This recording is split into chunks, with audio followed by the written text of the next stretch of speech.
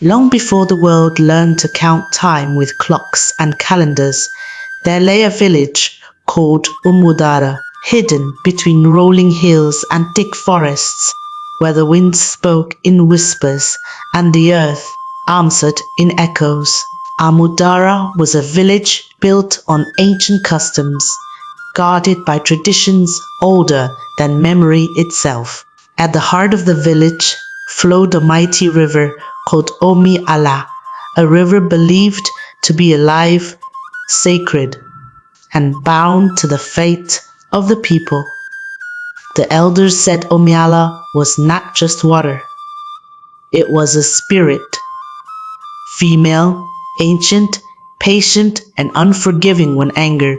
It gave fish to the fishermen, water to the farmers, and blessings to women who prayed for children.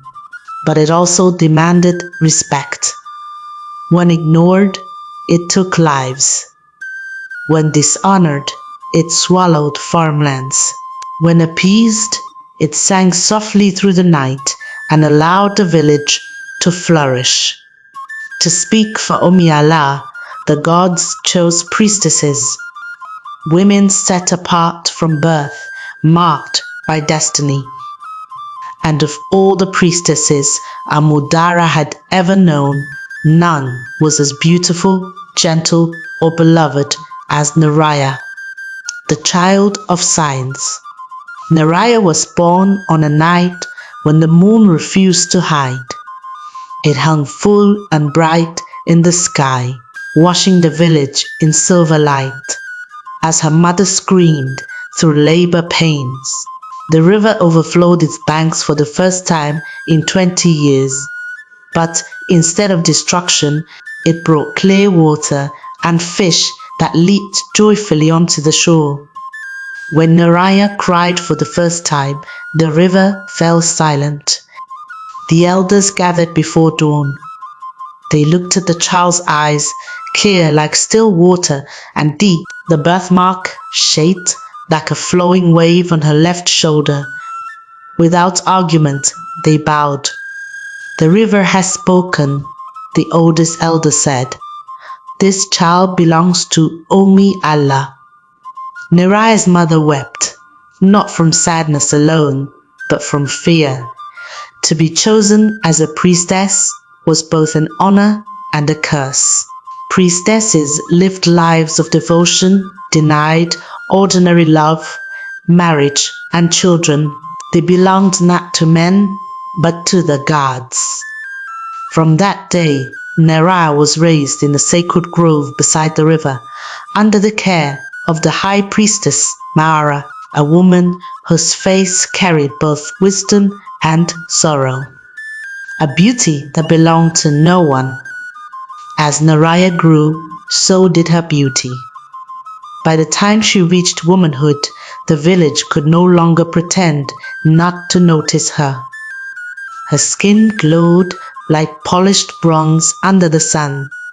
Her eyes were deep and calm, as if secrets rested at the bottom of them. When she walked, it was said the air shifted to make space for her.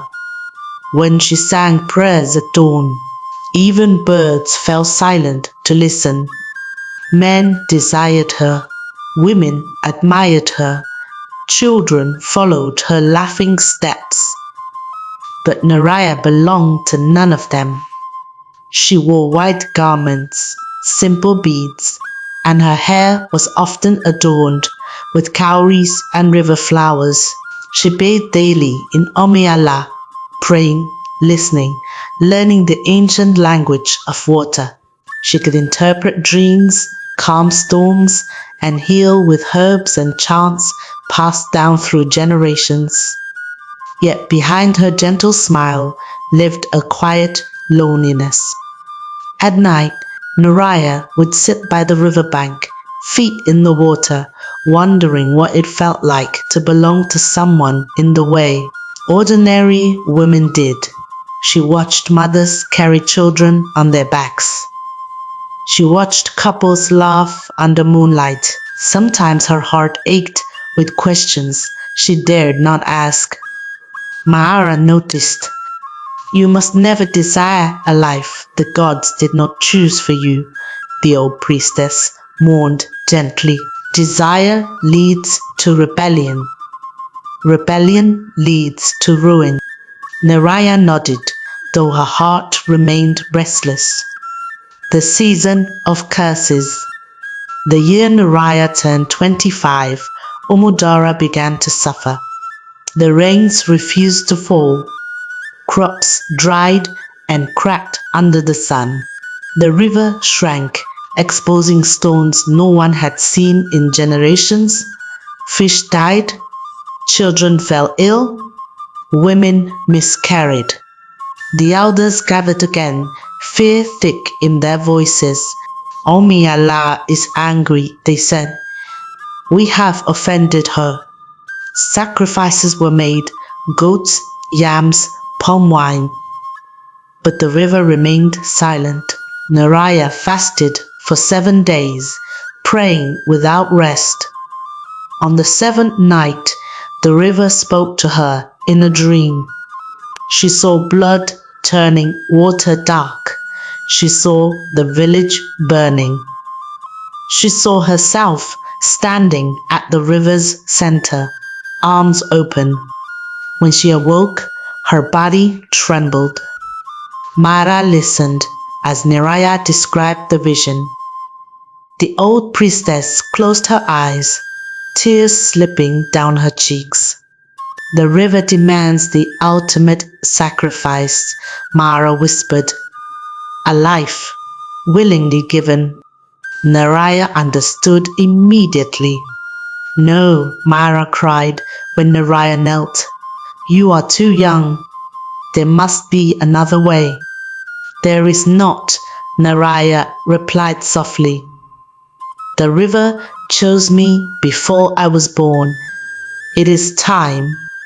The man she never touched.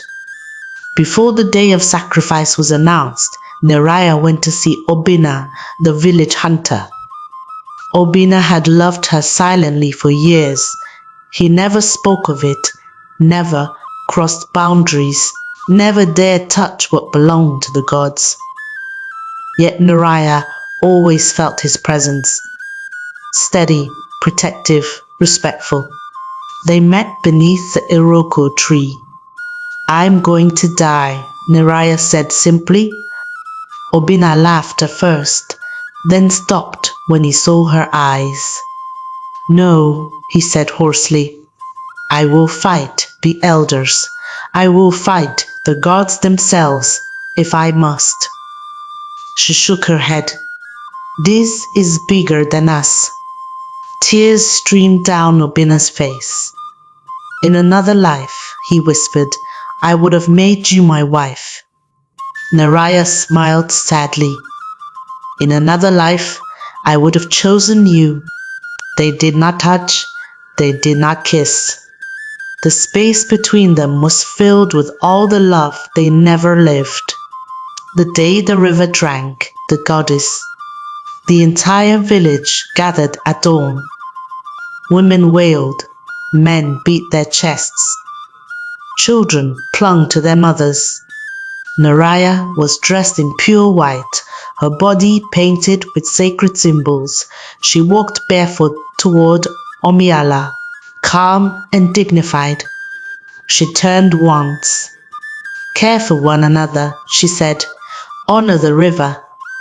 Remember me not with sorrow, but with kindness. Then she stepped into the water.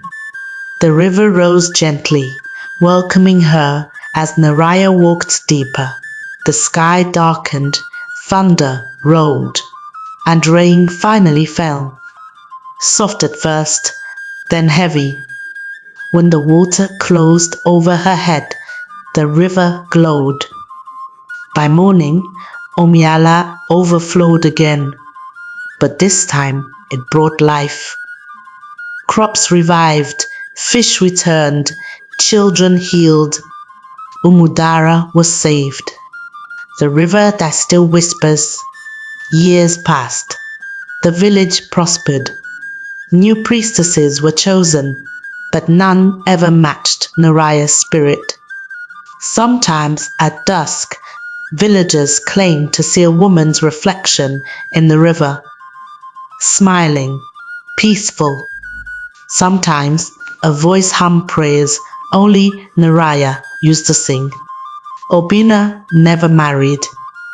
He hunted, aged, and eventually died by the riverbank, his hand in the water. The elders taught the children, love demands sacrifice, power demands humility, and some souls are born not to live long, but to save many. To this day, Omi-Ala flows calmly, and when the moon is full, the river remembers her name, Neriah. One of the strongest moral lessons from Neriah's story is that genuine leadership is not about power, privilege, or recognition. It is about sacrifice. Neriah was not a ruler, yet she carried the weight of the entire village on her shoulders. When disaster struck Umudara, she did not hide behind her position as a sacred figure. Instead, she stepped forward, fully aware of the cost. True leaders do not ask, "What will I gain?" They ask, "What must I give?" Neriah gave her life so others could live. In today's world, many seek leadership for status, wealth, or authority, forgetting that leadership demands selflessness. Whether in families, governments, religious institutions, or workplaces, the absence of sacrificial leadership often leads to suffering. Neriah's decision reminds us that leadership without sacrifice is empty, and authority without responsibility is dangerous. 2. Personal desires must sometimes bow to collective survival. Neriah had dreams she never lived. She longed quietly for love, family, and an ordinary life. Her feelings for Obina were real, deep, and human. Yet, when the survival of the entire village was at stake, she placed the needs of the many above the desires of her heart. This teaches a painful but necessary truth. Sometimes individual happiness must be surrendered for the greater good. While modern society often emphasizes personal fulfillment above all else, Neriah's story challenges us to ask difficult questions. What happens when personal ambition harms a community? What happens when selfish choices destroy collective peace? The lesson is not that desires are evil, but that wisdom lies in knowing when to restrain them. Societies collapse when individuals insist on personal gain at the expense of communal survival. 3. Destiny comes with responsibility, not privilege. Neriah was chosen by destiny, marked from birth to serve the river. Yet destiny did not grant her an easy life.